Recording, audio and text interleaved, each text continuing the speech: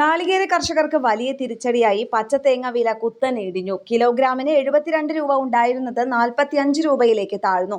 തമിഴ്നാട്ടിൽ ഉൽപാദനം വർദ്ധിച്ചതും അവിടെ നിന്ന് വ്യാപകമായി തേങ്ങ വരുന്നതും കേരളത്തിലെ വിപണിയെ ബാധിച്ചു.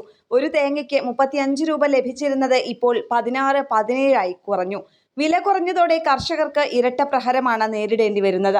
തേങ്ങയുടെ വില കുറഞ്ഞിട്ടും തെങ്ങുകയറ്റ കൂലിയും മറ്റു ചിലവുകളും ഉയർന്ന നിലയിലാണ്.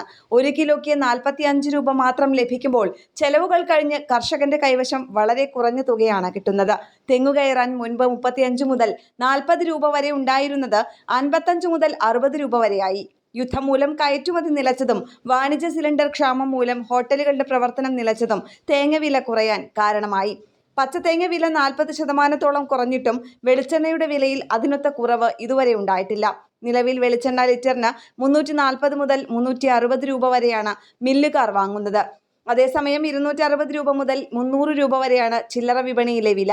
ഇത് ശുദ്ധമായ വെളിച്ചെണ്ണ അല്ലെന്നാണ് വീട്ടമ്മമാർ പറയുന്നത്. തേങ്ങ വില കുറഞ്ഞിട്ടും വെളിച്ചെണ്ണ വില കുറയാത്തത് കുടുംബ ബജറ്റിന്റെ താളം തെറ്റിക്കുന്നുണ്ട്. കേരഫെഡ് പുതിയ താങ്ങുവില പ്രഖ്യാപിച്ച് നാളികേര സംഭരണം തുടങ്ങണമെന്നാണ് കർഷകരുടെ ആവശ്യം. സർക്കാർ ഇടപെടൽ ഉണ്ടാകുമെന്ന പ്രതീക്ഷയിലാണ് സംസ്ഥാനത്തെ ലക്ഷക്കണക്കിന് നാളികേര കർഷകർ. ന്യൂസ് ഡെസ്ക് കേരള പ്രണാമം.